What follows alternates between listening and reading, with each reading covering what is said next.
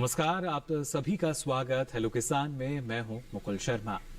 Hello किसान में लगातार आपके लिए जो अलग अलग विषय हैं हम लेकर वो आते हैं, लेकिन आज का जो दिन है वो अपने आप में बेहद खास है। जी हां, आज हम मना रहे हैं अंतर्राष्ट्रीय महिला दिवस, और खासतौर से जब कृषि क्षेत्र में महिलाओं के योगदान की बात कही जाती है तो ये काफ़ी अहम हो जाता है कि जो उनका महत्व है या उनका जो योगदान है उसे कितना सहारा जाता है, या हम कह सकते हैं कि लगातार जो महिलाएं काम करती हैं उसको कितना लोग मानते हैं, तवज्जो देते हैं। क्योंकि आमतौर पर हम कहते हैं जो हमारी वर्किंग वुमन है उसमें शायद जो हमारी खेती से जुड़ी महिलाएं हैं, कृषि से जुड़ी महिलाएं हैं, उनकी शायद गिनती उसमें नहीं हो पाती। लेकिन इस देश में आपको बता दें 6 करोड़ से अधिक महिलाएं हैं जो कृषि के कार्यों में कार्यरत रहती हैं, और इससे जुड़े जो दूसरे क्षेत्र है उसमें और भी ज़्यादा उनका जो आंकड़ा है बढ़ जाता है। आज इसी को लेकर आज हम यहाँ बात करेंगे, और इसके लिए हमारा जो विषय रहेगा वो हम एक बार आपको यहाँ बता देते हैं। आज हम बात करेंगे कृषि में महिलाओं के योगदान की, और इस विषय से संबंधित अगर आप अपना कुछ सुझाव यहाँ रखना चाहते हैं तो आप हमारे टोल फ्री नंबर हैं उन पर आप हमें कॉल कर सकते हैं। टोल फ्री नंबर है 1800113060, 1800113061। इन नंबर्स पे आप हमें कॉल कर सकते हैं, और साथ ही जो आपके सुझाव आएंगे और अपने सुझाव देने के लिए भी हमारे साथ आज दो खास मेहमान स्टूडियो में मौजूद हैं। उनका परिचय आपसे हम करा देते हैं। हमारे साथ स्टूडियो में मौजूद हैं डॉक्टर वंदना द्विवेदी जी। आप सलाहकार हैं कृषि एवं किसान कल्याण मंत्रालय भारत सरकार में। बहुत बहुत स्वागत डॉक्टर वंदना द्विवेदी जी आपका। नमस्कार। और साथ ही हमारे साथ जुड़ी हैं डॉक्टर ममता तिवारी जी। आप निदेशक हैं कृषि विश्वविद्यालय कोटा राजस्थान से। बहुत बहुत स्वागत डॉक्टर ममता तिवारी जी आपका भी। नमस्कार। तो देखिए, जब भी हम बात करते हैं कि किस तरीके से जो महिलाओं का योगदान है कृषि क्षेत्र में, उस पर हमें और जाहिर तौर पर यहाँ चर्चा की आवश्यकता पड़ जाती है। क्योंकि जो महिलाएं कृषि क्षेत्र में लगी हुई हैं, पशुपालन का काम जो करती हैं, घर के काम भी करती हैं, उनकी शायद जो गिनती है, जब गिनती की बात करते हैं या जब हम बात करते हैं कितना काम किया गया, तो उनको कहीं ना कहीं पीछे हम छोड़ देते हैं। इस बारे में डॉक्टर वंदना आप क्या कहना चाहेंगे? आपने भी इतना एक लंबा सफर तय किया है, ना सिर्फ हमारे जो कृषि एवं किसान कल्याण मंत्रालय है उसके साथ अभी भी लगातार आप अपनी सेवाएं भी दे रही हैं। किस तरह का अनुभव आपका रहा है और देखा है आपने हमारे जो महिलाएं हैं उनका? सर्वप्रथम तो देश की सभी महिला कृषकों को बहुत बहुत नमस्कार है, अभिनंदन है। अंतर्राष्ट्रीय महिला दिवस देश मना रहा है, और ये बड़े सौभाग्य का दिन है कि हम लोगों के लिए भी एक ऐसा दिवस सरकार ने सुनिश्चित किया है। मैंने अपना एक कैरियर जो है एग्रीकल्चर में चुना, और बहुत मेरे समय में जब मैंने एग्रीकल्चर पढ़ी तो उस समय में बहुत कम महिलाएं होती थी, पर्टिकुलरली नॉर्थ इंडिया में, जो एग्रीकल्चर पढ़ती थी। और मैं सहर्ष बताऊंगी कि आपको कि इस समय देश में ऐसी हालत है कि जो हमारे कृषि विश्वविद्यालय हैं उनमें बॉयज़ के हॉस्टल टूट के सब गर्ल्स हॉस्टल बन रहे हैं। इतनी महिलाएं हैं जो एग्रीकल्चर पढ़ रही हैं, विभिन्न विषयों में पढ़ रही हैं। तो आप सभी महिलाएं जानती हैं कि कोई भी कृषि का कार्य बिना महिलाओं के पूरा नहीं हो सकता है। एक पुरुष अकेले कुछ काम नहीं कर सकता है जब तक महिला का उसे सहयोग न मिले। और आज के कार्यक्रम में भी ऐसे ही है। आपके बिना शायद ये आज कार्यक्रम भी अधूरा रहेगा अगर आपसे जानकारी नहीं लेंगे हम। जी। तो हमने ये अनुभव किया है कि हमारे जो देश की महिलाएं जागरूक हो रही हैं, और हम बहुत सौभाग्यशाली हैं इस देश की महिला होने के कारण, क्योंकि जितनी स्वतंत्रता हमको इस देश में मिली है शायद दुनिया के किसी और देशों में नहीं मिलती, और हमें बहुत मान सम्मान भी मिलता है इस देश में। तो हमारा दायित्व भी बहुत ज्यादा बढ़ जाता है कि हम इसको डिजर्व करने के लिए, इसके लिए हम सुपात्र बने रहें। तो हमने अपनी पूरी सेवाएं अपने देश के लोगों के लिए समर्पित करनी चाहिए, और कृषक महिलाओं को तो खास कर से, क्योंकि चाहे वो घर की बात हो या खेती की बात हो, उनका पूरा योगदान हर क्षेत्र में अनिवार्य है। चाहे वो सुपोषण की बात हो, अपने बच्चों के सुपोषण की बात हो, या देश के लोगों की, नागरिकों के सुपोषण की बात हो। अगर महिलाएं जागरूक रहती हैं तो ये इतना सुनिश्चित, इतना आसान हो जाता है कि हमारे जो पुरुष भी हैं वो बहुत उत्साहित होकर इस काम में आगे बढ़ सकते हैं। मैं यहाँ पर एक विशेष बात आपको कहना चाहूंगी कि अभी आप सभी महिलाओं ने, सभी देशवासियों ने सुना होगा कि हमारे माननीय प्रधानमंत्री जी ने नेचुरल फार्मिंग का बहुत बड़ा आह्वान किया है, और इसमें तरह तरह के लोगों के वो हैं। लेकिन हम आपको ये बताना चाहेंगे कि नेचुरल फार्मिंग जो प्राकृतिक खेती है इस समय की इतनी ही इम्पोर्टेंट चीज है जितनी कि जो हमारे ग्रीन रेवोल्यूशन थी, हरित क्रांति थी, वो उस समय की आवश्यकता थी, और जो प्राकृतिक खेती है वो इस समय की आवश्यकता है। क्योंकि हमारा जल प्रदूषित हो चुका है, हमारी मिट्टी जो धरा है वो प्रदूषित हो रही है केमिकल्स और फर्टिलाइजर्स की वजह से, पर्टिकुलरली पेस्टिसाइड्स की वजह से। जी। वायुमंडल भी प्रदूषित हो रहा है। आप क्लाइमेट चेंज देख रहे हैं, जब वर्षा चाहिए तब वर्षा नहीं होती है, जब नहीं चाहिए तब वर्षा हो जाती है, हमारी फसलें खराब हो जाती हैं। हमने इतना ज्यादा केमिकल पेस्टिसाइड यूज किया है कि भूगत जो जमीन का पानी है, जो हैंडपंप का पानी इतना मधुर मीठा होता था, वो आज प्रदूषित हो गया है। वायु प्रदूषित हो गई है। तो हमें नेचुरल फार्मिंग के लिए हमारी महिलाओं हर जगह हम एक बदलाव की बात करते हैं और वही बदलाव कहीं ना कहीं जो महिलाएं हैं उनका जिस तरह का योगदान रहा है, वहां भी आवश्यकता है कि जो बदलाव है वो देखा जाए। डॉक्टर ममता, आपका रुख करना चाहूंगा, आपका किस तरह का अनुभव रहा है? क्योंकि न सिर्फ जो स्वयं सहायता समूह है उनका गठन कराना, उसके बाद तमाम महिलाओं को आगे बढ़ने के लिए प्रेरित करना, किस तरह का अनुभव आपका रहा है और आज के समय में कितनी आपको लगता है जो महिलाएं हैं उनमें बदलाव आया है?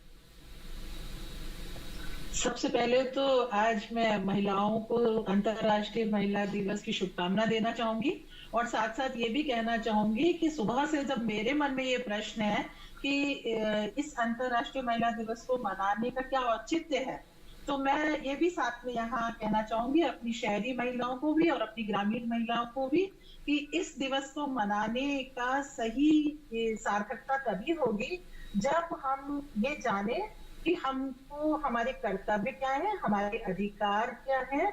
और जो मेरी यहाँ पर ग्रामीण बहनें हैं जो मुझे बहुत ज्यादा प्यारी है, क्योंकि मैंने इनके साथ शुरू से बहुत काम किया, लगभग 30 वर्ष का अनुभव है, तो मैंने ये देखा है कि ग्रामीण बहनें बहुत काम करती हैं। सुबह 5 बजे या मैं कहूँ 4 बजे से लेके देर रात तक उनका काम चलता है और घर का काम और खेती का काम और बच्चों का काम और आज अब तो वो हमारे देश के विकास में भी सहयोग देने लगी हैं।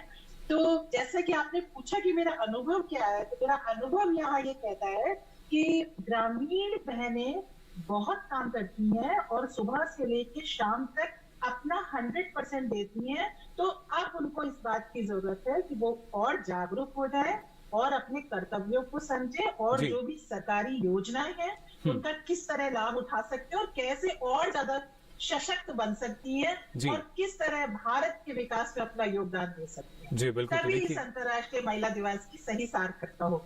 बिल्कुल सही कहा आपने डॉक्टर ममता की सार्थकता जो है वो एक हम मान सकते हैं कि उसका दायरा सीमित नहीं है। हमें अपने देश के जब विकास की हम बात करते हैं, आत्मनिर्भरता की बात करते हैं, तो शायद जैसे ही हमारे देश की जो महिलाएं हैं और ज्यादा आत्मनिर्भर होंगी तो जाहिर तौर पर ये देश भी और आगे बढ़ सकेगा आत्मनिर्भरता की राह पर। और खासतौर से हमारे जब कृषि क्षेत्र की हम बात करते हैं, खेती में महिलाओं के योगदान की बात करते हैं, क्या स्थिति है इस पर आइए जान लेते हैं एक रिपोर्ट के जरिए।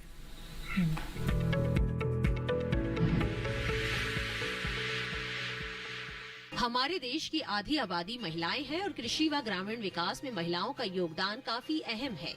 भारतीय जनगणना 2011 के सर्वेक्षण के मुताबिक भारत में 6 करोड़ से ज्यादा महिलाएं खेती के व्यवसाय से जुड़ी हैं। इतना ही नहीं, गांवों में खेती किसानी के अलावा पशुपालन और इससे जुड़े दूसरे कामों में महिलाओं का योगदान काफी अहम रहता है। कृषि कार्यों के साथ साथ महिलाएं मछली पालन, कृषि वानिकी, पशुपालन और मधुमक्खी पालन जैसे कामों में भी बखूबी अपना योगदान दे रही हैं। फसल की पैदावार के हर महत्वपूर्ण काम में महिलाओं का अहम योगदान रहता है। इसमें पौध लगाना, खरपतवार हटाना और कटाई के बाद की प्रक्रिया में सक्रिय भागीदारी शामिल है। बागवानी में भी महिलाएं अहम योगदान दे रही हैं। इनमें पौध लगाना, बेसिन बनाना, कटाई छटाई करना और खाद डालना शामिल है। इतना ही नहीं, पशु प्रबंधन में भी महिलाओं का काफी योगदान है। गाय और भैंसों के पालन में महिलाएं रोजाना 3 से 6 घंटे तक श्रम करती हैं।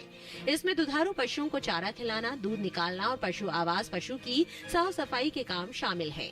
चारा इकट्ठा करने में भी महिलाओं का काफी महत्वपूर्ण योगदान रहता है।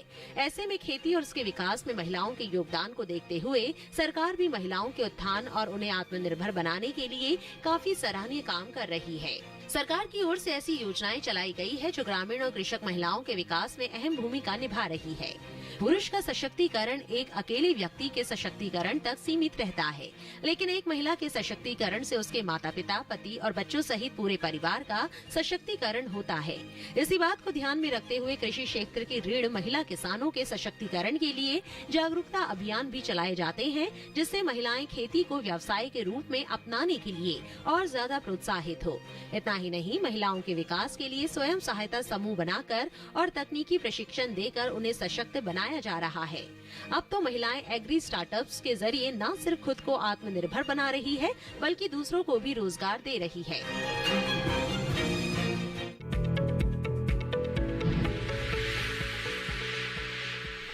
तो जाना आपने, ना सिर्फ जो महिलाएं हैं वो आत्मनिर्भर हो रही हैं, बल्कि जो दूसरी महिलाएं हैं उनके लिए रोजगार का सृजन भी कर रही हैं, उनके लिए अवसर जो हैं वो प्रदान कर रही हैं रोजगार के। फिर चाहे इसमें हम प्रसंस्करण की बात करते हैं, मूल्य संवर्धन की हम बात करते हैं। और सबसे पहले डॉक्टर वंदना, अगर देखा जाए तो जागरूकता काफी अहम हो जाती है। डॉक्टर ममता ने भी इस बात पर फोकस किया कि लगातार हमारी कोशिश रही है कि जो महिलाएं हैं उनको जागरूक किया जाए, ना सिर्फ वो सीमित रहें कृषि क्षेत्र तक, बल्कि इसके साथ साथ जो दूसरे क्षेत्र अब जुड़े हैं जिनके जरिए उनकी आजीविका जो है वो बढ़ सकती है, अब इस तरफ भी वो ध्यान दें। देखिए, ये बहुत आवश्यक है कि उनके अंदर जागरूकता है, जागरूक हैं भी, लेकिन कई बार वो बेचारी एक सीमित दायरों में रह जाती हैं, आगे नहीं आ पाती हैं। इसके लिए कुछ तो हमारा घरेलू वातावरण भी होता है या सामाजिक वातावरण कह लीजिए, लेकिन हमें हमारी जितनी भी सरकार की योजनाएं उन सब में ये ऐसा कहा गया है कि कम से कम 30% हर प्रोग्राम जो है, जितने भी स्कीम्स हैं वो महिलाओं के लिए ही है। तो महिलाओं को ढूंढ के उनका प्रशिक्षण कराया जाए, उनको जैसे आजकल स्टार्टअप चल रहा है तो किया जाए, इस तरह के काम करने की बहुत आवश्यकता है। और हम ये कहना चाहेंगे कि जो हमारा नमामि गंगे का प्रोग्राम चल रहा है आजकल 5 राज्यों में, जो जिसमें कि 5 किलोमीटर का जो कॉरिडोर है गंगा के दोनों किनारों का, वो उसमें महिलाओं का बहुत अच्छे स्टार्टअप हो सकते हैं। जैसे कि मार्केटिंग के लिए अच्छे छोटे छोटे स्टॉल्स वगैरह लगा सकती हैं, वो ब्रांडिंग करा के उस प्रोडक्ट को नेचुरल फार्मिंग के या ऑर्गेनिक के प्रोडक्ट्स को सेल करा सकती हैं। दूसरी बात ये है कि महिलाएं जो हैं वो प्रोसेसिंग में और वैल्यू एडिशन में बहुत आगे आ सकती हैं। थोड़ा सा अफसोस होता है कि जब भी हम किसी यूनिट की बात करते हैं, चाहे नॉर्थ ईस्ट में तो महिलाएं काफ़ी आगे हैं, कई सारी महिलाएं एंटरप्रेनर्स हैं, लेकिन हमारे बाकी नॉर्थ इंडिया वगैरह में महिलाएं प्रोसेसिंग में कम है, वैल्यू एडिशन में वहाँ भागीदारी कुछ कम नजर आती है। बिल्कुल। तो मुझे जहन में एक सवाल ये आता है कि महिलाएं कम क्यों हो जाती हैं? क्योंकि हमारी जो ये खेती की जमीन है ये अधिकतर पुरुषों के नाम ही होती है जी। तो क्या ऐसा एक आह्वान चले कि कम से कम 0.1 एकड़ या 1 हेक्टेयर जमीन हम अपनी कन्याओं को दें, तो हमारे देश में महिला किसानों की संख्या भी बढ़ेगी, उनके अंदर जागरूकता भी आएगी और बहुत सारे लाभ जो मिलते हैं वो एब्सेंटी फार्मर होने की वजह से उनको नहीं मिलते हैं, तो उस लाभ के अधिकारी बन जाएंगी। जी बिल्कुल, यानी एक हम ये सुनिश्चित कर दी जाए, एक सीमित ही भले ही सही लेकिन एक हिस्सेदारी जो है वो सुनिश्चित हो। और क्योंकि देनी चाहिए, जैसे कि हमने देखते हैं उज्ज्वला योजना की अगर बात की जाए तो जो वहां पर आपको हम कह सकते हैं जो पंजीकरण कराया जाता है, कनेक्शन मिलता है, वो महिला के नाम पर ही दिया जाता है। और ऐसी ही हिस्सेदारी जो है अलग अलग क्षेत्रों में भी अब देखने को मिल रही है, और कृषि में अगर ये हो जाए तो और भी बेहतर हो जाता है। फिलहाल हमारे साथ एक दर्शक जुड़े हैं फोन लाइन पर, बहुत बहुत स्वागत आपका, क्या कहना चाह रहे हैं? Hello hello. हाँ जी, क्या कहना चाह रहे हैं? नमस्कार। आज आपने बहुत अच्छा विषय रखा है जी। महिलाओं के लिए जो खेत में काम करती है, क्योंकि आज महिला सशक्तिकरण दिवस है जी। तो आज देश की महिलाओं को आज आपने हमारे जो वार्ता करने के लिए महिलाओं को बुलाया, उसके लिए भी जी चैनल को मैं बधाई देना चाहता हूँ। बहुत बहुत शुक्रिया। और मैं चाहूंगा, हेलो जी, सुन पा रहे हैं आपको? हाँ, मैं ये चाहता हूँ कि जो हमारी महिलाएं खेतों में गर्मी बरसात और जाड़े में जो काम करती हैं जी, उनके स्वास्थ्य के लिए हम किस प्रकार उनके ठंड में बचाव कर सके, बरसात में बचाव कर सके, गर्मी से बचाव, क्योंकि तीनों सीजनों में महिलाएं खेत में काम करती हैं। और महिलाओं के लिए केंद्र सरकार ने बहुत योजनाएं लागू की है, जिसमें 1000 रुपए सब्जी के लिए भी दिए जाते हैं जी। ये हम उसके लिए बहुत धन्यवाद देना चाहते हैं। और आज किसान चैनल ने बहुत महत्वपूर्ण काम किया है जी, बहुत बहुत शुक्रिया। जो खेतों में काम करने वाली महिलाओं के बारे में जी करके आज उसका विषय रखा है। बहुत बहुत शुक्रिया इस हौसला अफजाई के लिए। वार्ताकार भी हमारी महिलाएं जी बिल्कुल, लेकिन हमें खुशी होगी और जो हमारी महिला किसान है अगर वो हमारे साथ आने वाले समय में यहाँ जुड़ेंगी, उनके भी अगर हमें फोन कॉल्स आएंगे तो एक अनुभव जो है उनका भी हम यहाँ जान सकेंगे। डॉक्टर ममता, आपसे हम जानना चाहेंगे, अभी डॉक्टर वंदना बात करी थी कि कैसे जब हम प्रसंस्करण की बात करते हैं, स्वयं सहायता समूह की बात करते हैं, तो आपने ना सिर्फ कोटा जिले की हम बात कर रहे हैं, राजस्थान की बात की जाए तो काफी संख्या में जो महिलाएं हैं उन्हें प्रसंस्करण के गुण सिखाए हैं, और आज के समय में आप उन्हें कहाँ देखती हैं? मैंने देखा है कि खाद्य प्रसंस्करण का ऐसा क्षेत्र है जहां ज्यादातर महिलाएं बहुत रुचि लेती हैं, और इस वक्त जो हमारे देश की स्थिति है वहां मैं कहूंगी कि बहुत ज्यादा इस बात की आवश्यकता है कि महिलाएं प्रसंस्करित करें, जो भी उनके जो मेल मेंबर्स खेतों में उत्पादित करते हैं सामान, फूड प्रोडक्ट्स को, उसको वो प्रसंस्करित करें, क्योंकि आज भारत की स्थिति ये है कि उत्पादन में हम बहुत अच्छी स्थिति में हैं, और अगर महिलाएं ज्यादा से ज्यादा खाद्य प्रसंस्करण की तरफ रुझान रखेंगी तो जो भी खेतों में उत्पादित होता है वो कुछ भी वेस्ट नहीं होगा और हर तरह के मल्टी प्रोडक्ट्स बनेंगे। जहां तक कृषि विश्वविद्यालय कोटा की हम बात करते हैं, तो विश्वविद्यालय ने कृषि विज्ञान केंद्र कोटा के माध्यम से बहुत सारे स्वयं सहायता समूहों को और महिलाओं के ग्रुप को और इवन इंडिविजुअल महिला को भी खाद्य प्रसंस्करण के क्षेत्र में सशक्त बनाया है।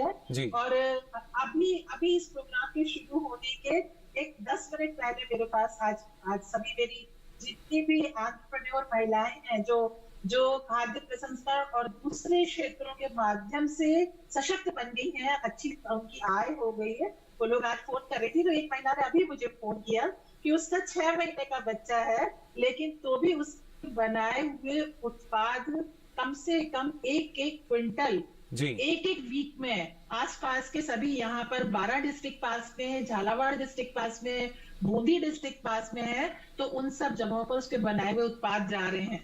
तो मैं कहना चाहूंगी, क्योंकि यहाँ सभी महिलाएं आज इस प्रोग्राम को सुन रही होंगी, तो आपको खुशी होगी कि उस महिला ने मुझे ये कहा, वंदना गौड़ उनका नाम है, और बहुत अच्छे उत्पाद बना रही है, अचार, मुरब्बे, जैम, जेली, आंवला का जूस और विभिन्न प्रकार के और भी जो जैसे जैम, जेली, सॉस वगैरह होते हैं, केचप, तो ये सब इनका सामान बाजार में जा रहा है। तो वो मुझे ये कह रही थी कि मैडम आपने मुझे बहुत बिजी कर दिया।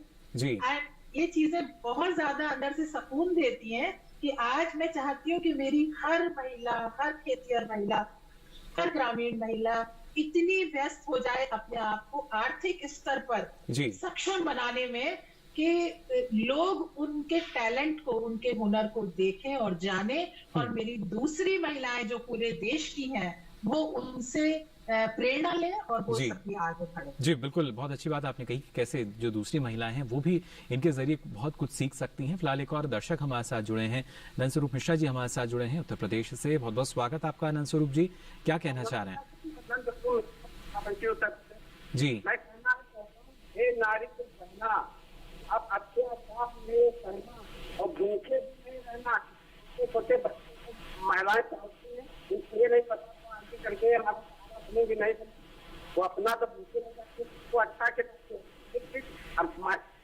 पैसा सुरक्षित महिलाओं के सुरक्षित है, बाकी हमारा पैसा सुरक्षित नहीं। खेती बाड़ी में उनका काफी लंबा शाम तक पूरा जीवन।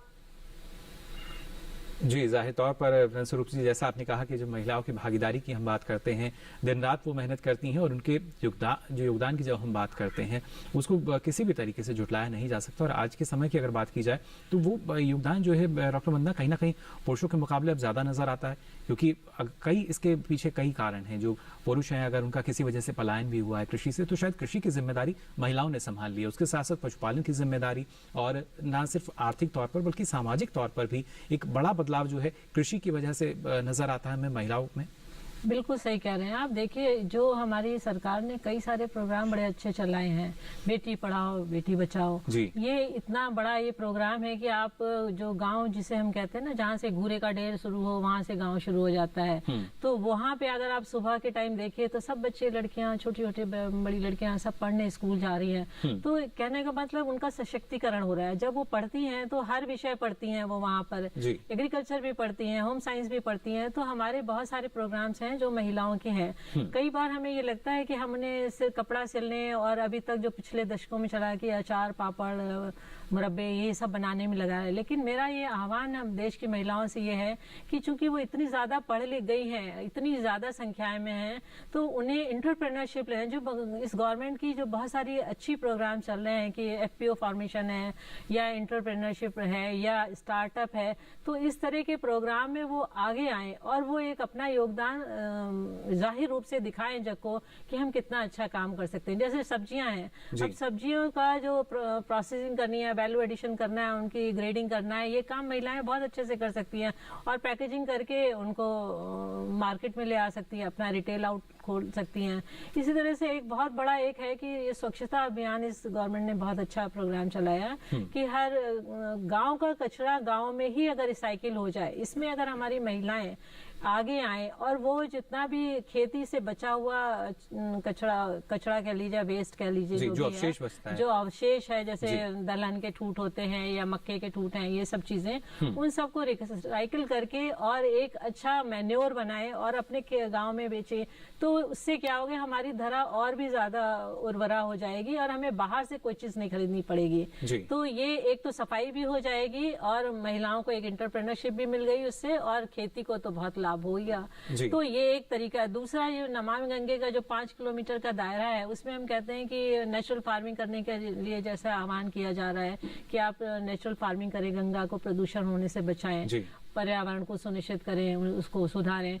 तो इसमें भी हमारी महिलाएं एंटरप्रेन्योर आ सकती हैं। जो बहुत सी महिलाएं जो गाय का पालन करती हैं, अगर वो देसी गाय का पालन करें और उससे उसके जो हमारे प्रोडक्ट्स हैं, जो नेचुरल फार्मिंग इनपुट यूज होते हैं, तो वो उनका उत्पादन कर सकती हैं, उनका मार्केटिंग कर सकती हैं। हम सरकार से भी इस बात का आग्रह कर रहे हैं कि ऐसे स्टार्टअप शुरू कराए जाएं गंगा के दोनों तरफ, जिससे कि महिलाओं को एंटरप्रेन्योरशिप भी मिले स्टार्टअप में और वो अच्छा काम भी करे और उस जगह वो जो खेती है वो और ज्यादा उपजाऊ हो जाए। जी बिल्कुल, यानी कहीं ना कहीं एक सर्वांगीण विकास जो है वो हो सके, और बिना महिलाओं के हम मान सकते हैं इस बात को भी कि ये संभव नहीं है। इसलिए जरूरी है कि वो ना सिर्फ साथ चलें, बल्कि अगर कई क्षेत्रों में पुरुषों से आगे भी हैं तो वो आगे भी बेहतरी के लिए है, ना सिर्फ हमारे लिए बल्कि इस देश की बेहतरी के लिए भी। आगे भी हम चर्चा करेंगे किस तरीके से महिलाओं का जो योगदान है वो कृषि क्षेत्र में रहा है और कैसे कैसे ये जो योगदान है बढ़ भी रहा है। लेकिन फिलहाल यहाँ रुक रहे एक छोटे से ब्रेक के लिए।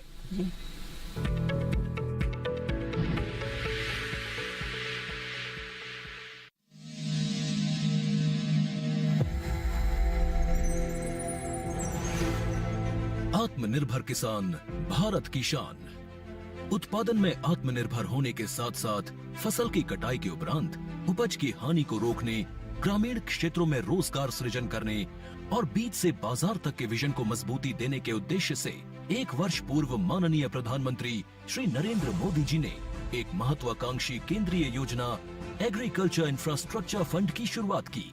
इस आधुनिक इंफ्रास्ट्रक्चर से कृषि आधारित उद्योग लगाने में एक बहुत बड़ा बदलाव आएगा और बहुत बड़ी गति आएगी।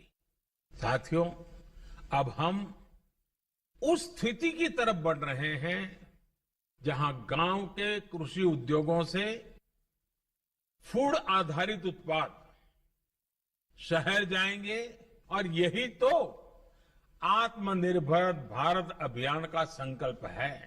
एग्रीकल्चर इंफ्रास्ट्रक्चर फंड से पात्र लाभार्थी गोदामों का निर्माण कर सकते हैं, छटाई या ग्रेडिंग इकाई, पैकिंग हाउस, सप्लाई चेन और कोल्ड चेन जैसी सुविधाएं या फिर प्राथमिक कृषि प्रसंस्करण केंद्र की स्थापना कर सकते हैं। इस योजना के तहत पात्र लाभार्थियों को 2 करोड़ रुपए तक के ऋण पर अधिकतम 7 वर्ष के लिए ब्याज में 3% तक की छूट दी जा रही है। ऋण पुनर्भुगतान के लिए 6 महीने से 2 वर्ष तक मोरेटोरियम की सुविधा भी उपलब्ध है। इस योजना ने अब तक सफलता की कई मिसालें कायम की हैं, जैसे कि मध्य प्रदेश के लाभार्थी श्री विपिन त्रिपाठी ने एग्रीकल्चर वेस्ट से बायोफ्यूल बनाने का इनोवेटिव प्राइमरी प्रोसेसिंग सेंटर लगाया है। लोन मिलने की वजह से हम समय पर सारी मशीनों का प्रोक्योरमेंट और सारा सिविल वर्क टाइम पे करवा पाए, जिससे ये प्रोजेक्ट को लगाना संभव हो पाया। राजस्थान के लाभार्थी श्री यशवर्धन मुंद्रा ने सॉर्टिंग एंड ग्रेडिंग यूनिट लगाकर रोजगार के अवसर पैदा किए हैं। कर्नाटक की महिला उद्यमी श्रीमती ममता वी ने प्राइमरी प्रोसेसिंग सेंटर लगाकर प्रगति की नई राह चुनी है। ಸಣ್ಣ ಪುಟ್ಟ ಉದ್ಯಮಿಗಳನ್ನ ಮತ್ತಷ್ಟು ಅಗ್ರಿಕಲ್ಚರಲ್ಲಿ ಹೆಚ್ಚು ನಾವು ಇನ್ನಷ್ಟು ಸಾಧನೆ ಮಾಡಲಿಕ್ಕೆ ಕಾರಣಕಾರಕವಾದಂತ ಈ ಅಗ್ರಿಕಲ್ಚರಲ್ ಇನ್ಫ್ರಾಸ್ಟ್ರಕ್ಚರ್ ಫಂಡ್ ಇಂದ ನಮ್ಮ ಇನ್ನಷ್ಟು ಯೋಜನೆಗಳು ಆಯೋಜನೆಗಳು ಉತ್ತಮಗೊಂಡಿದೆ. राजस्थान के लाभार्थी श्री दिनेश भट्टर ने जीरे की प्रोसेसिंग यूनिट लगाकर आसपास के ग्रामीणों को आत्मनिर्भरता प्रदान की है। महाराष्ट्र के लाभार्थी श्री अनूप कुमार मोहता ने वेयर हाउस बनाकर अन्न भंडारण को सुनिश्चित किया है। आज देश के कोने कोने से किसान, कृषि उद्यमी, किसान उत्पादक संघ, प्राथमिक कृषि सहकारी समितियां, स्वयं सहायता समूह और कृषि उपज मंडियां इस योजना का लाभ उठा रहे हैं।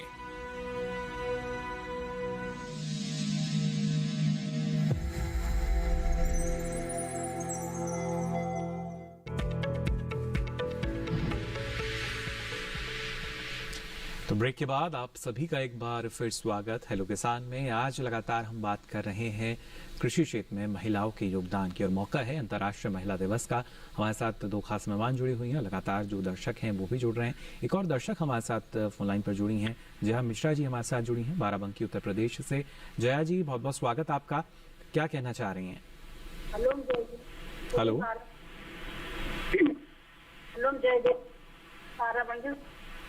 महिलाएं क्या करते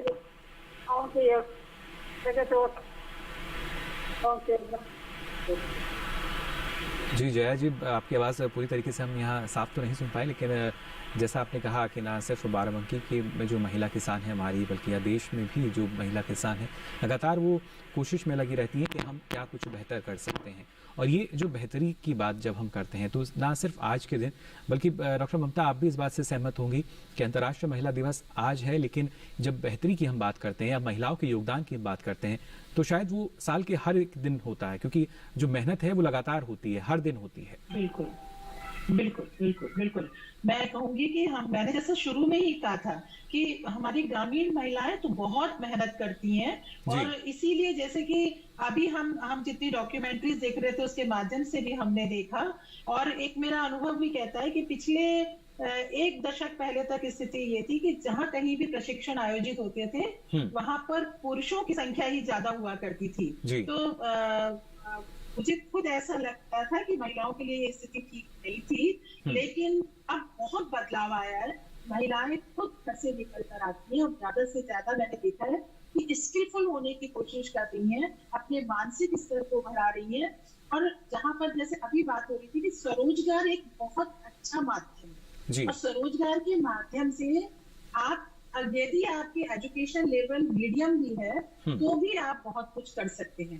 और जितनी सरकारी योजनाएं हैं इस वक्त वो महिलाओं को बहुत ज्यादा प्रोत्साहित कर रही हैं। स्वयं सहायता समूह के माध्यम से महिलाओं को लोन भी मिल रहा है, महिलाओं को ब्याज में सब्सिडी भी मिल रही है। तो यहाँ मैं कहना चाहूंगी, जैसा मिश्रा बहन ने यहाँ पर मुझे कुछ ठीक से सुनाई नहीं दिया, पर मैं चाहती हूँ कि उनको मैं बता दूं कि स्वरोजगार के माध्यम से सभी देश की महिलाएं अपनी स्थिति बहुत सुदृढ़ कर सकती है। और वो क्षेत्र बताती हूँ मैं कि जैसे प्रसंस्करण की तो अभी हमारी बहुत ज्यादा बातचीत हो चुकी है कि खाद्य जो भी उत्पादित खाद्य उसको प्रसंस्करित करें, और उसके अलावा ये है कि नर्सरी लगाएं, पौधारोपण करें, बागवानी लगाएं, जैविक उत्पाद का इस वक्त बहुत ज्यादा शहरी क्षेत्र में लोगों को क्रेज है, तो ऑर्गेनिक फार्मिंग पर ध्यान दें बहनें हमारी। और उसके अलावा जो एक विशेष बात है जो ध्यान देने की है कि डेयरी लगाकर डेयरी के जो उत्पाद हैं उससे बहुत सारा उसमें वैल्यू एडिशन कर सकते हैं। जैसे गाय के मूत्र का भी आजकल बहुत सारे बायोकेमिस्ट हैं, उन लोगों ने उसमें जो एक ऐसी स्मेल होती है जिसकी वजह से उसको लोग पी नहीं पाते हैं, और प्राकृतिक खेती में सबसे महत्वपूर्ण ही है देसी गाय, चेंज कराया है, उसको एडिशन कराया, उसको बहुत ज्यादा पीने लायक बनाया, खुशबू युक्त बनाया है। तो उन चीजों का को प्रोत्साहित करें। उसके अलावा जैसे होली का त्योहार बहुत नजदीक है, तो गाय के जो उपले बनते हैं उसकी जगह बॉल्स बनाए, जो मतलब गोबर के उपले बनते हैं उसकी जगह पे बॉल्स बनाए, और बॉल्स के अंदर हवन सामग्री और कपूर आदि डालकर और उसको बेचे महिलाएं तो लोग ज्यादा से ज्यादा खरीदेंगे और ज्यादा से ज्यादा उसको जब वो होली के अवसर पर जलाएंगे तो पूरा एनवायरनमेंट जो है वो प्रदूषण से बचेगा। और कोरोना जैसी महामारी का अगर कोई वायरस बचा भी होगा तो वो भी हवन सामग्री और कपूर के माध्यम से नष्ट हो जाएगा। एक और जो इम्पोर्टेंट बात मैं कहना चाहूंगी यहाँ पर कि एक महिला दूसरी महिला के, एक स्वयं सहायता समूह की महिला दूसरी स्वयं सहायता समूह की महिलाओं के उत्पाद की पब्लिसिटी करे। हमको इस वक्त देश में जरूरत है वोकल फॉर लोकल की, स्वदेशी अपनाने की जरूरत है। जो कुछ हमारे यहाँ उत्पादित होता है उसी को ज्यादा से ज्यादा हमको अपने दैनिक जीवन में प्रयोग में लेना है। उससे हमारी आर्थिकी बढ़ेगी, महिलाओं को व्यवसाय मिलेगा और जो भी एंटरप्रेन्योर बनना चाहते हैं उनको प्रोत्साहन मिलेगा और हमारे देश का पैसा हमारे देश में ही रहेगा, हमारी जीडीपी बढ़ेगी। जी बिल्कुल, ये उस लिहाज से भी काफी महत्वपूर्ण हो जाता है। और साथ ही डॉक्टर वंदना, आपसे भी हम जानना चाहेंगे, जैसा कि डॉक्टर ममता ने कहा कि एक महिला जो है ना सिर्फ दूसरी महिला को भी आगे बढ़ा सकती है बल्कि पूरे क्षेत्र के विकास में अपनी अहम भूमिका निभा सकती है। बतौर महिला इस पर आप क्या कहना चाहेंगी? देखिए, बिल्कुल सही कहा है कि अगर एक इंटरप्रेनर कोई महिला बनती है, स्टार्टअप लगाती है, तो कितनी सारी महिलाओं को आप वो जॉब देती है। तो इस तरह से वो काफ़ी अच्छी अपनी भूमिका भी निभाती है और महिलाओं की भागीदारी को भी सुनिश्चित करती है, बढ़ाती है। तो कहने का तात्पर्य ये है कि महिलाओं को ये छोटे छोटे उद्योग में तो कर रही हैं लेकिन जो पढ़ी लिखी महिलाएं हैं, जो एग्रीकल्चर बैकग्राउंड से आती हैं और पढ़ लिख गई हैं, तो उन्हें ये चाहिए कि अपना एक इंटरप्रेनर प्रोग्राम चलाएं, वो अपना इंटरप्रेनरशिप करें, अपना खुद का उद्योग चलाएं और दूसरी महिलाओं को भी उसमें शामिल करें, उनको भी एक रोजगार मिलेगा। तो ये अच्छा प्रोग्राम वो है। दूसरी बात, ये सेल्फ हेल्प ग्रुप बहुत अच्छा प्रोग्राम है जो आजीविका का भी प्रोग्राम चला हुआ था। इसमें हम एग्रीकल्चर के काफ़ी सारे प्रोग्राम में ये कोशिश करते हैं कि जो हमारा नेचुरल रिसोर्स मैनेजमेंट है या दूसरे प्रोग्राम्स हैं उनमें सेल्फ हेल्प ग्रुप की महिलाओं को शामिल करके उसे आगे बढ़ाएं। एक बड़ा अच्छा उदाहरण है जो जैसे अमूल का डेयरी का है। तो महिलाओं ने ही ज़्यादातर डेयरी में काम किया। वो जानवर पालती हैं, दुधारू जानवर पालती हैं और दूध देती हैं। तो आप देखें गाँव में मॉर्निंग के टाइम में सारी महिलाएं दूध निकाल के वो आता है कलेक्शन करने, उसको देती हैं। तो इसी तरीके से वो दूसरे और भी काम कर सकती हैं, जैसे ग्रेडिंग वाला काम कर सकती हैं। शहर की महिलाओं के पास समय कम होता है, इसलिए वो पैकेजिंग वगैरह करके डिफरेंट उसमें जैसे चॉपिंग वगैरह करके अगर सब्जी है ये सब पैक करके भेजते हैं स्टोर्स में। बिल्कुल, तो ये छोटे छोटे स्तर पे भी काम हो सकते हैं और बड़े बड़े स्तर के भी काम वो कर सकती हैं। इसलिए किसी तरह की कोई कमी नहीं है और उनको बहुत सारे अधिकार प्राप्त हैं, बस उनको अपने आत्मबल के साथ आगे बढ़ने की जरूरत है। बिल्कुल, लेकिन जब अधिकारों की हम बात करते हैं, क्या लगता है डॉक्टर वंदना कि वहाँ भी जो जानकारी है उसकी कभी कभी कमी रह जाती है, एक हिचक जो है वो कहीं ना कहीं रहती है। फिर अगर हमारे अंदर हौसला है तो आजकल ये जो YouTube और ये इतना अच्छा माध्यम है, आपको कुछ भी पूछना है आप गूगल में जाइए और पूछ लीजिए, सब चीज का वो है। आपको कोई ट्रेनिंग ऑनलाइन लेनी है वो भी आपको मुहैया है। बस ये है कि डिजिटल मीडिया भी एक अच्छा माध्यम हो सकता है, बहुत बड़ा वो है और इसलिए उस महिलाओं को बस आगे आने की जरूरत है। कोई ना, हमारी पुरुषों से भी, जो पुरुष किसान भाई है उनसे भी मेरा ये आग्रह है कि आप उत्साहित कीजिए ना अपने घर की महिलाओं को आगे आने के लिए, उनको आगे बढ़िए, उनको मालिकाना हक देके उनके इंटरप्रेन्योरशिप में आप अपनी भागीदारी सहयोगिता दीजिए, जिससे कि वो आगे बढ़े और आपका भी, आपके परिवार का नाम भी करें और देश का भी नाम रोशन होगा। बिल्कुल, तो देखिए किस तरीके से न सिर्फ जो नाम है वो और ज्यादा रोशन हो सकेगा बल्कि एक नई मिसाल जो है वो आप पेश कर सकेंगे। और खासतौर से डॉक्टर ममता, अगर हम देखते हैं कृषि क्षेत्र की बात की जाए, ऐसे जुड़े हुए क्षेत्र हैं उनमें तो है ही, लेकिन धीरे धीरे से ही जो एक भागीदारी है वो बढ़ रही है, योगदान बढ़ रहा है और उसके साथ साथ एक जो आत्मविश्वास है वो हम कह सकते हैं, एक नया उत्साह, जो एक नया आत्मविश्वास जो है वो कहीं ना कहीं महिलाओं में नजर आता है।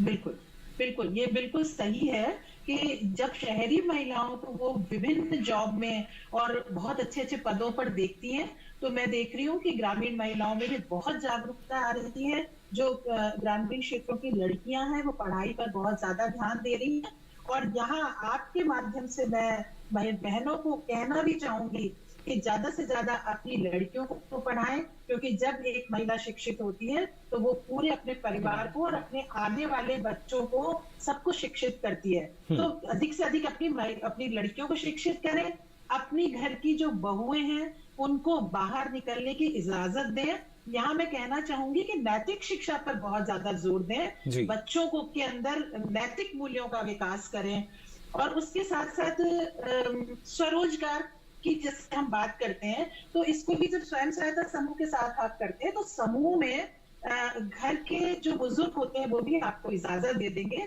तो ज्यादा से ज्यादा समूह के माध्यम से काम करें। समूह में जो टैलेंटेड महिलाएं हैं, समूह में जिनकी बौद्धिक क्षमता अच्छी है, जो स्किलफुल है, वो उन महिलाओं को शामिल करें और उनके साथ दूसरी महिलाएं भी जुड़े। यहाँ मैं कहना चाहूंगी कि कई सारे टैबूज भी हैं जो हमारे ग्रामीण क्षेत्रों की महिलाओं को आगे बढ़ने से रोकते हैं। तो मैं, अगर आप इजाजत दें तो मैं इनका जिक्र करूं कि हमको अंधविश्वास से दूर होना है। हमें जैसे सामूहिक स्तर पर कार्य करने को प्रमोट करना है। जैसे मैं कहूँ कि सामूहिक विवाह को बढ़ावा दें, विधवा विवाह करवाएं, बाल विवाह रुकवाएं, दहेज के प्रति आप सब लोगों के अंदर ये भावना होनी चाहिए कि दहेज एक गलत चीज है। ये इसको कभी प्रमोट ना करें। जिस दिन दहेज खत्म होगा उस दिन महिलाओं की स्थिति स्वतः बहुत ऊपर आ जाएगी।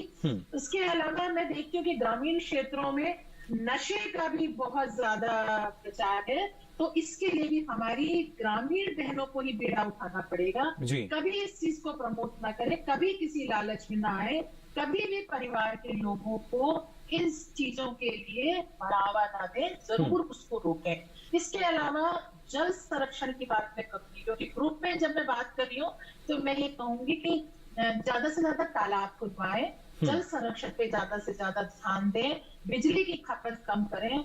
गांव में जब सामूहिक आयोजन होते हैं तो मैं देखती हूँ कि बहुत ज्यादा वेस्टेज भी होता है, तो उसके लिए भी हमारी ग्रामीण बहनें बहुत सजग हो जाए। तो और विशेष बात यह है कि गरीब और दलित बहनें जो हैं और गरीब और दलित जो बच्चे हैं उनको अपने साथ शामिल करें, उनको ऊपर उठाएं। तो अभी यानी बहुत संभावनाएं हैं, उठेंगे तो पूरा देश आवश्यकता है और जागरूक होकर एक कदम और आगे बढ़ाने की। और खासतौर से डॉक्टर वंदना, अगर देखा जाए, क्योंकि कई जो ज्वलंत मुद्दे हैं उनका जिक्र भी यहाँ डॉक्टर ममता ने किया, लेकिन कहीं ना कहीं एक जो रूढ़िवादी सोच रही है आज के समय में भी हम मान सकते हैं, जो ग्रामीण क्षेत्र हैं वहां पर कुछ महिलाएं जो हैं उसी वजह से शायद पीछे रह जाती हैं कुछ।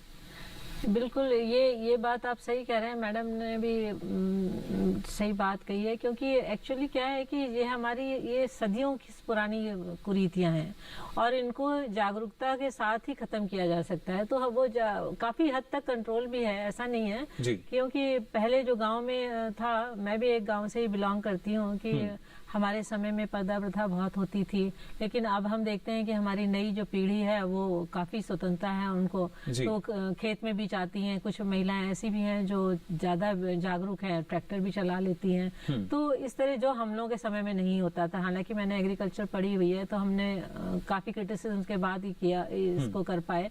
लेकिन ये जरूरी है कि हमें महिलाओं को थोड़ा सा उत्साहित करते रहना चाहिए, वो परिवार की तरफ से हो, सामाजिक तरीके से भी हो उनका उत्साह, और ये हो भी रहा है। क्योंकि हमारी हर योजनाओं में महिलाओं को आगे करने की है, लेकिन एक बड़ा रोड़ा जो आता है कि हमारी महिलाओं के नाम जमीन नहीं होती है। ये बहुत बड़ा मुद्दा है, इसको लोगों को महसूस करना चाहिए। बजाय हम लड़कियों को कुछ भी दें, कोई गिफ्ट देना है हमें अपनी लड़कियों को, तो हम चाहे छोटी सी जमीन का टुकड़ा दें उनको, कम से कम उनके नाम कुछ होना चाहिए, उन्हें भी एक ओनरशिप आए, उनके अंदर फार्मरशिप, विमेन फार्मर्स का एक वो, यानी बराबरी के दर्जे की अगर हम बात करते हैं तो मालिकाना हक भी होना चाहिए। बिल्कुल होना चाहिए, क्योंकि कई बार वो जो मॉर्टगेज करता है बैंक कुछ लोन वगैरह के लिए, तो उसके पास कुछ होता ही नहीं है, तो वो नहीं ले पाती। ये एक बहुत बेसिक सी प्रॉब्लम है जिसमें महिला, अब हमने मान लीजिए कोई क्लस्टर बनाया ऑर्गेनिक फार्मिंग का, तो जिसके पास जमीन है हम उन्हीं को तो शामिल करेंगे। जिन महिलाएं वो करना चाहती हैं लेकिन उनके पास कोई जमीन नहीं है, अगर उनके पास छोटा सा भी भूमि का टुकड़ा है तो कैसे भी, तो वो हमारे एक क्लस्टर की, एक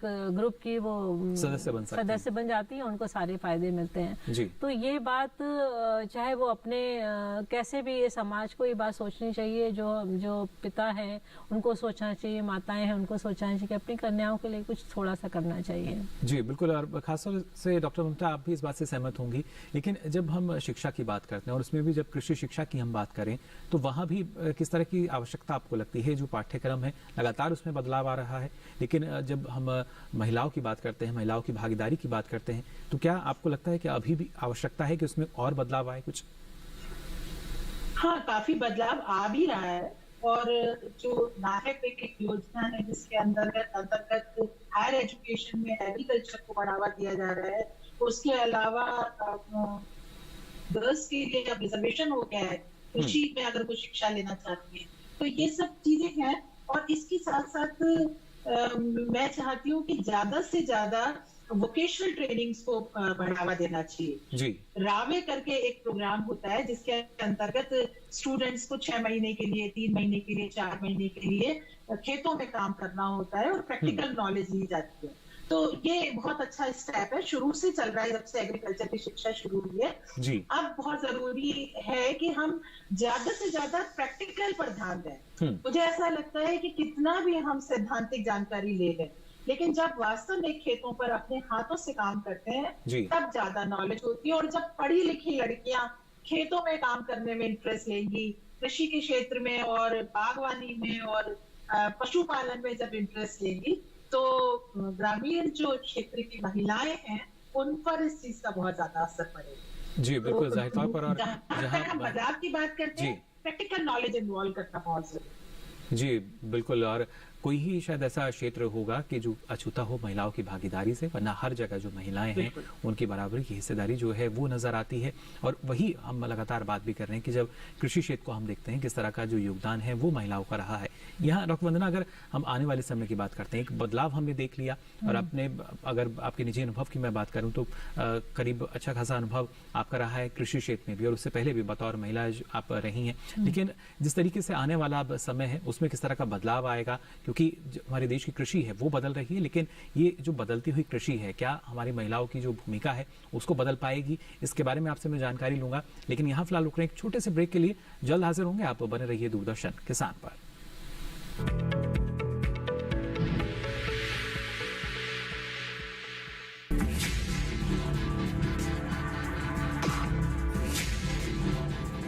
भोजन, जल और शुद्ध वातावरण हमारे जीवन का मुख्य आधार है और कृषि इसका मूल स्तंभ।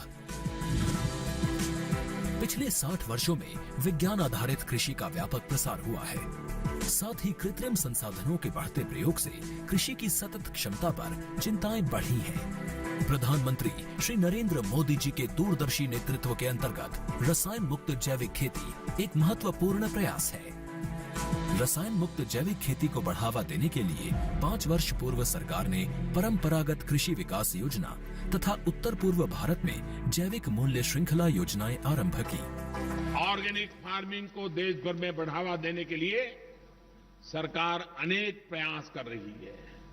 इसके लिए परंपरागत कृषि विकास योजना के तहत काम किया जा रहा है। न सिर्फ ऑर्गेनिक फार्मिंग को बल दिया जा रहा है, बल्कि उसके लिए वैल्यू एडिशन और मार्केट की व्यवस्था भी की जा रही है। भारत सरकार एवं किसानों के सम्मिलित प्रयासों से आज देश के लगभग 36 लाख किसान 38 लाख हेक्टेयर क्षेत्र में जैविक खेती कर रहे हैं।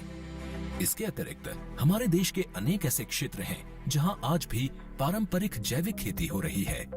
इन पारंपरिक जैविक क्षेत्रों को जैविक प्रमाणीकरण सुलभ कराने हेतु पीजीएस के अंतर्गत लार्ज एरिया सर्टिफिकेट का प्रावधान किया गया है। इस प्रक्रिया की विशिष्टता ये है कि इसमें प्रमाणीकरण मात्र 2 से 3 महीनों में हो जाता है, जबकि सामान्य परिस्थितियों में इसमें 2 से 3 वर्ष का समय लगता है। अंडमान निकोबार केंद्र शासित प्रदेश के कार निकोबार एवं नैन काउरी द्वीप समूह देश के सर्वप्रथम ऐसे प्रमाणीकृत जैविक क्षेत्र हैं। अभी हाल ही में संपूर्ण लक्षद्वीप को जैविक खेती के रूप में प्रमाणित किया गया है।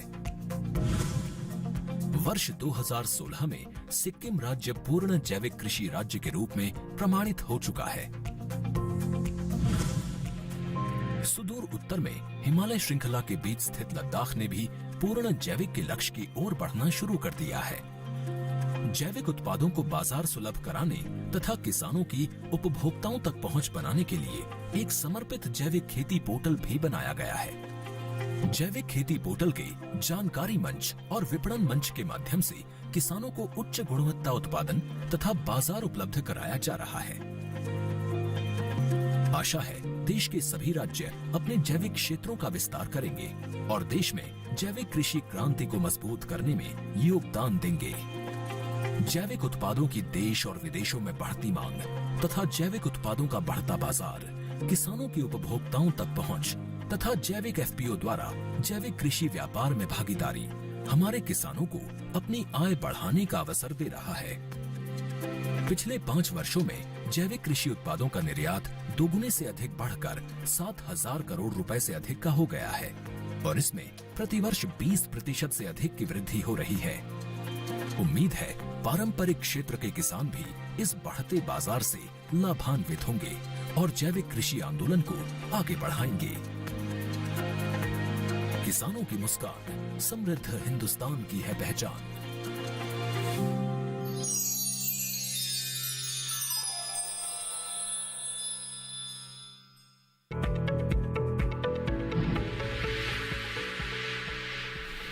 तो ब्रेक के बाद आप सभी का एक बार फिर स्वागत हेलो किसान में। लगातार आज हम बात कर रहे हैं महिलाओं की कृषि में योगदान की, और जैसा कि आप सभी जानते हैं आज है अंतर्राष्ट्रीय महिला दिवस, और किस तरीके से देखिए जो महिलाएं हैं वो लगातार आगे बढ़ी हैं कृषि क्षेत्र में, और उसके साथ साथ जो दूसरे क्षेत्र हैं उनमें भी अपनी मौजूदगी जो है वो महिलाओं ने दर्ज कराई है। ना सिर्फ कृषि क्षेत्र की हम बात करते हैं, भारतीय सेना की अगर हम अब बात करें, या इसके साथ साथ जो भी तमाम क्षेत्र हैं जहां भी आप नज़र अपनी घुमाएंगे वहां पर महिलाओं की जो मौजूदगी है वो आपको नज़र आ जाएगी। और अपने आप में अगर देखा जाए डॉक्टर वंदना, ये काफ़ी एक हम कामयाबी, इसको एक बड़ी उपलब्धि हम मान सकते हैं। जैसा आपने बताया कि शुरुआत में आपका जो शुरुआत रही है वो भी एक हम मान सकते हैं ग्रामीण क्षेत्र से रही, लेकिन आज के समय में अगर हम देखते हैं तो जो महिलाएं जिस जगह पर हैं वो शायद उपलब्धि हम देख सकते हैं, उसको बतौर उपलब्धि बहुत बड़ी उपलब्धि हमने आपको बताया कि जैसे हमारे एग्रीकल्चर यूनिवर्सिटीज हैं जी, वो आज के समय में इतनी महिलाएं हैं, मतलब लेडीज डोमिनेट हो गई है, सारी विमेन डोमिनेटेड हो गई हैं सारी यूनिवर्सिटीज। तो जो एग्रीकल्चर पढ़ने वाली हैं वो ज्यादातर लड़कियां ही हैं उसमें। तो हॉस्टल टूट टूट के सब गर्ल्स हॉस्टल में कन्वर्ट हो रहे हैं, चाहे वो पंतनगर की यूनिवर्सिटी हो या किसी और दूसरे स्टेट की यूनिवर्सिटी हो या सेंट्रल यूनिवर्सिटी हो। तो इस तरह से बढ़ रही है लड़कियां, काफी महिलाएं आगे आ रही हैं और वो योगदान भी दे रही हैं।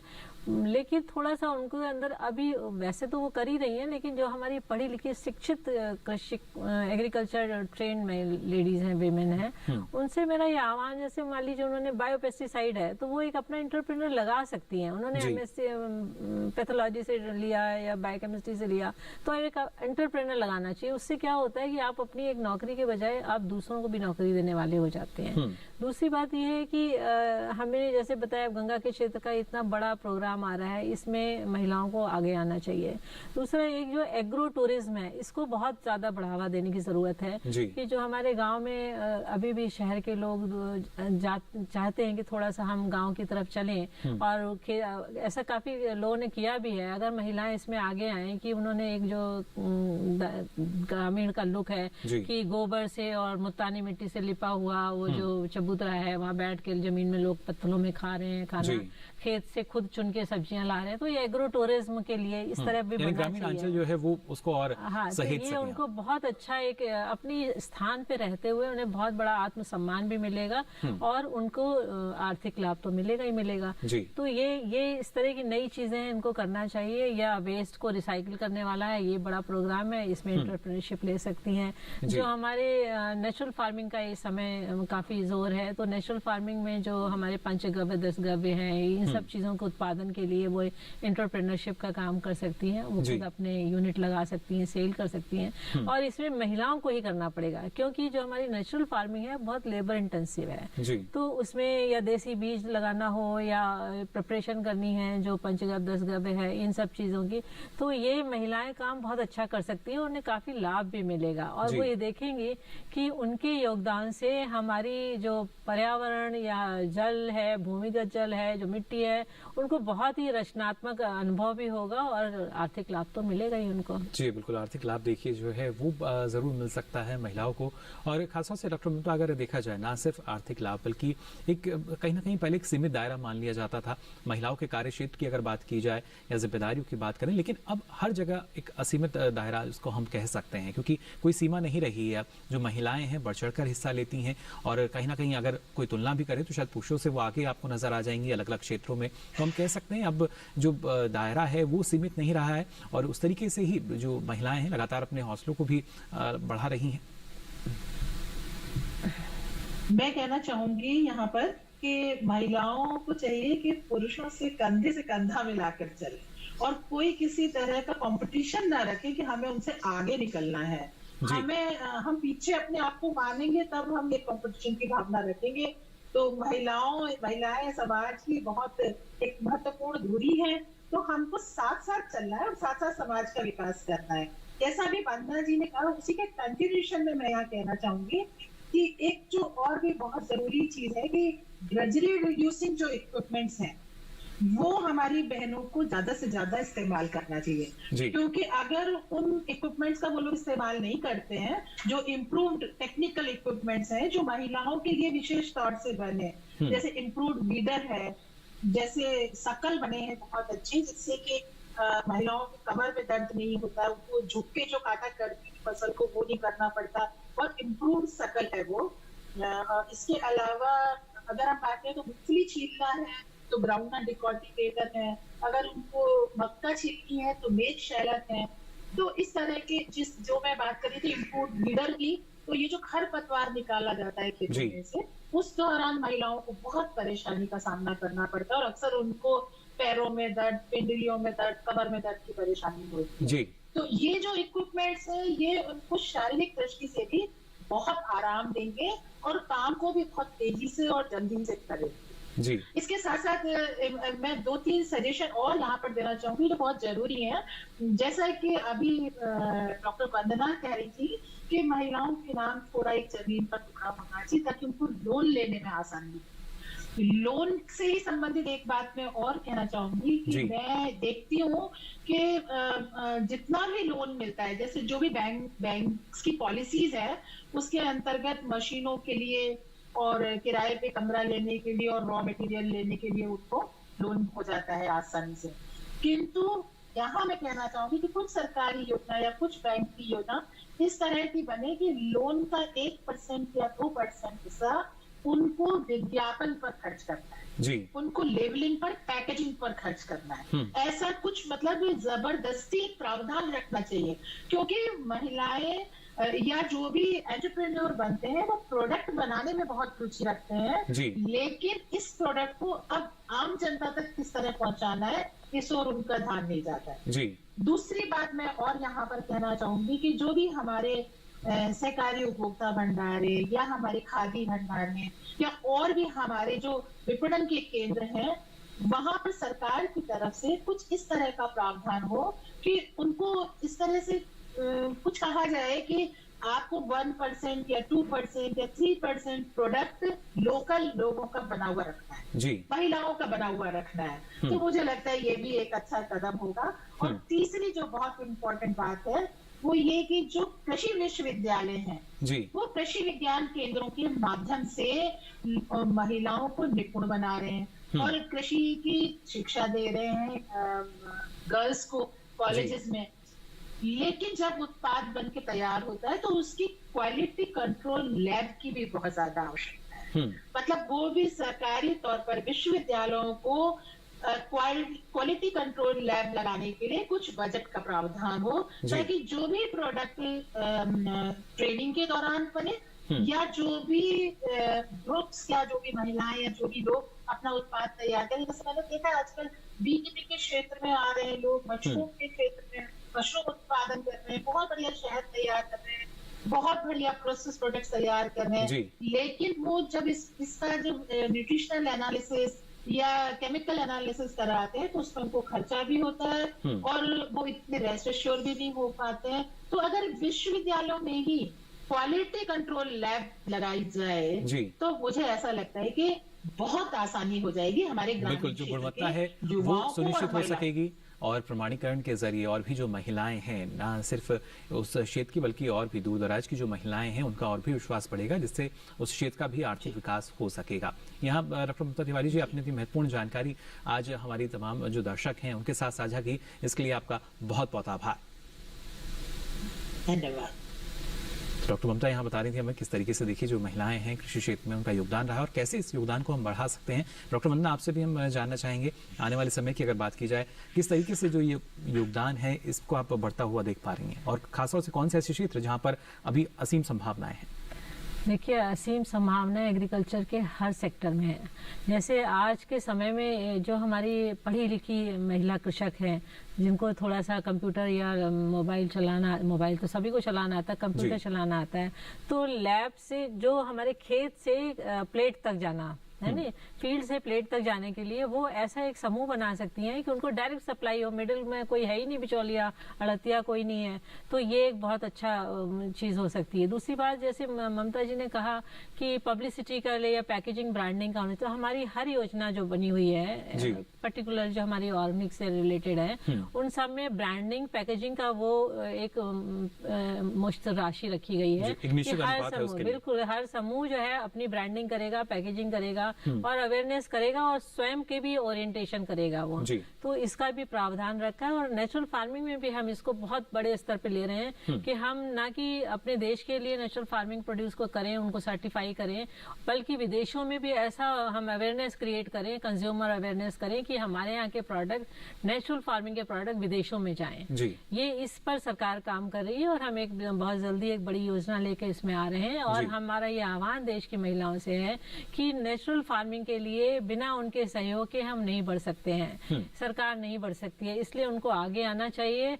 और जो ये हमारे माननीय प्रधानमंत्री जी ने एक सपना देखा है, एक प्लेटफॉर्म दिया है नेचुरल फार्मिंग का, जो कि आज की बहुत बड़ी आवश्यकता है। इस बात को सभी को रियलाइज करना चाहिए कि जो जिस तरह से हमारा क्लाइमेट चेंज हो रहा है, पर्यावरण प्रदूषित है, जल प्रदूषित है और मट्टी इतनी बंजर हो गई कि कितना भी फर्टिलाइजर डालिए उसकी उपज बढ़ती नहीं एक सीमा के बाद। आवश्यकता है कि इसको और बेहतर हम बनाएं। बिल्कुल, तो ये पढ़ी लिखी जो कृषक महिलाएं हैं, जो उनकी बहुत जरूरत है और वो उसमें बढ़ चढ़ के आगे हैं। उनको कोई अगर किसी तरह की कोई दिक्कत है, आजकल तो कॉल सेंटर्स बने हुए हैं, डायरेक्ट आप संवाद कर सकती हैं, इवन हमसे भी संवाद करती हैं बहुत सी महिलाएं, यानी काफी सरल बना दिया गया और सुलभ भी, जिससे महिलाएं जो है अलग अलग क्षेत्रों में आगे बढ़ सकें। और आज भी यहाँ डॉक्टर वंदना द्विवेदी जी, आपने भी इतनी महत्वपूर्ण जानकारी जो है और साथ ही अपना अनुभव भी आपने साझा किया, इसके लिए आपका बहुत बहुत आभार, बहुत बहुत शुक्रिया, धन्यवाद।